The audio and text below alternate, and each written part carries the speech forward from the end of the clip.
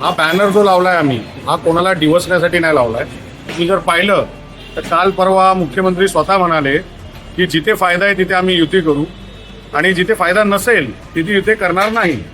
तुम्ही कायम पाहिलं असेल, यांनी स्वतःच्या पक्षाच्या फायद्यासाठी अशा युती केलेल्या आहेत. आम्ही देखील आघाडी युती केली, पण ती आम्ही केली फक्त आणि फक्त जनतेसाठी. जनतेचं हित जिथे तिथे आम्ही युती केलेली आहे. आणि खाली जर तुम्ही पाहत असाल तर इकडचे नरेश म्हस्के, बऱ्याच पत्रकारांनी मला विचारलं तुम्ही खासदार लिहिलेलं नाहीये.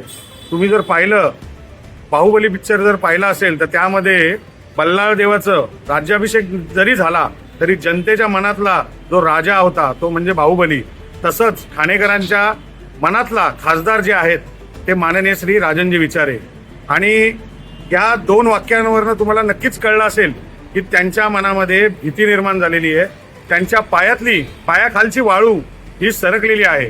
आणि नरेश म्हस्के जसं बोलतायत की पक्षातले कार्यकर्ते फोडू नका. अहो, तुम्ही आजपर्यंत काय केलं? याचे त्याचे कार्यकर्ते फोडूनच तुम्ही तुमचा पक्ष बनवला ना.